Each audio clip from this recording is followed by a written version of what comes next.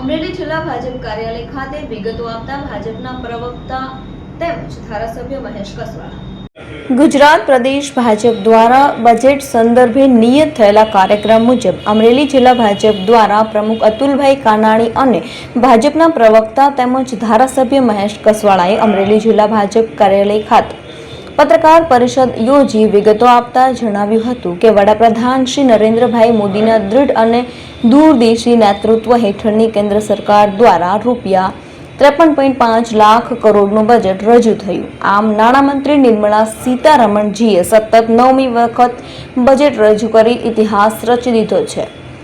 તે દેશની નારી શક્તિને સશક્ત પ્રતિબિંબ રજૂ કરે છે. કર્તવ્ય ભવનમાં રજૂ થયેલું આ પ્રથમ બજેટ દેશની વિકાસ યાત્રામાં એક નવી દિશા દર્શાવતું તેમજ વિકસિત ભારત અને આત્મનિર્ભર ભારતના નિર્માણ તરફ અગ્રેસર બનતું બજેટ છે. આ બજેટમાં 3 કર્તવ્યો જેવા કે દેશના આર્થિક વિકાસને ઉત્તેજન, નાગરિકોની આશા આકાંક્ષાઓની પૂર્ણતા અને વિકાસના લાભો સમાજના દરેક વર્ગ સુધી પહોંચાડવાના સંકલ્પ પર આધારિત છે.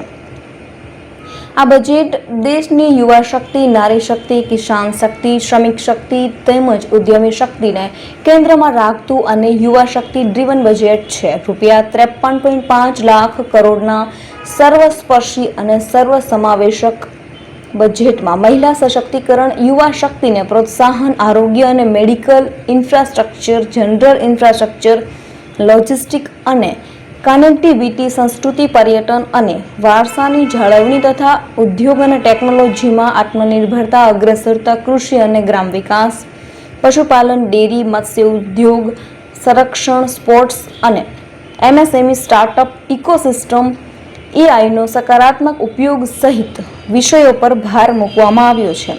ગુજરાતમાં લોથલ અને ધોળાવીરા સહિત 15 પુરાતત્વ સ્થાનોના વિકાસની જોગવાઈ તથા એમએસએમઈ સેક્ટર માટે 200 ક્લસ્ટર પાર્કની જાહેરાત કરી છે. તે ગુજરાત એક પ્રકારે ઉદ્યોગોનું હબ છે.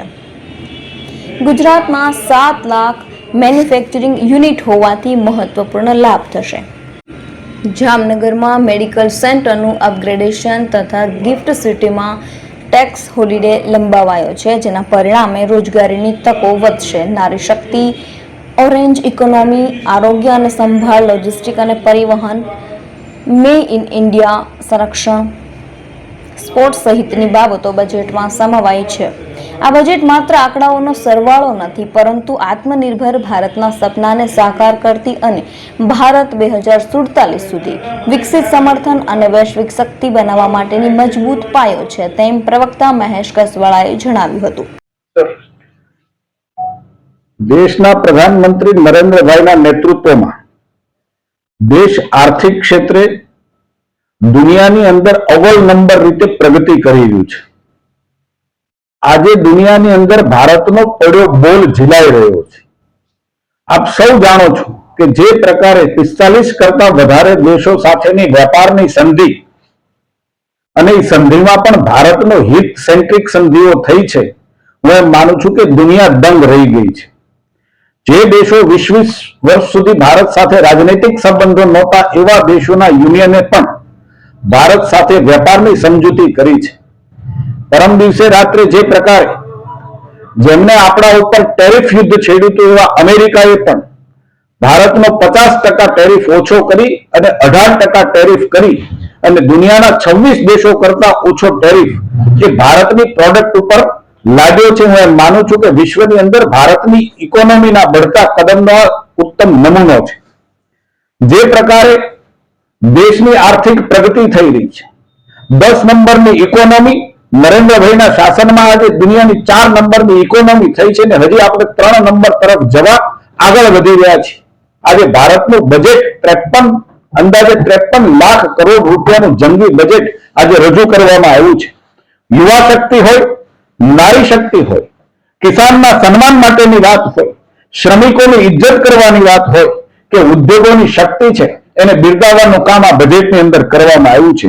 અને એને આધારે મહિલા સશક્તિકરણ હોય, યુવા શક્તિને પ્રોત્સાહન હોય, આરોગ્ય ઇન્ફ્રાસ્ટ્રક્ચરમાં વધારો કરવાનો હોય, લોજિસ્ટિક અને કનેક્ટિવિટીને વધારે સુદૃઢ કરવાનું હોય કે સાંસ્કૃતિક અને પર્યટન જેવા આપણા સ્થળો છે એને વારસાની આપણી જાળવણી કરવાની હોય, આ બજેટની અંદર સીધું રિફ્લેક્શન આપણને મળી રહ્યું છે.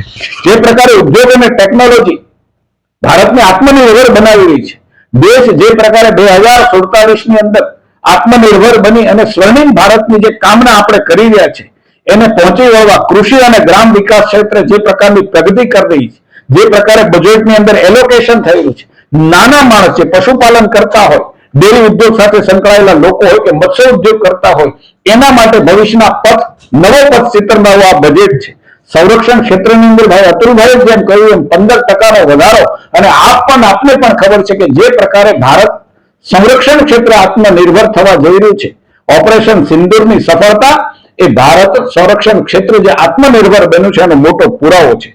MSME જે આપણી મૂળ ધરોહરની તાકાત છે, એની સાથે સાથે સ્ટાર્ટઅપને પ્રોત્સાહન દુનિયાની અંદર હું માનું છું કે ત્યાં સુધી ભારત જે પ્રકારે સ્ટાર્ટઅપને પ્રોત્સાહન આપી રહ્યું છે, દુનિયાના કોઈ દેશો પાસે ન એટલા સ્ટાર્ટઅપ છે કે ન એટલું એમને પ્રોત્સાહન મળી રહ્યું છે.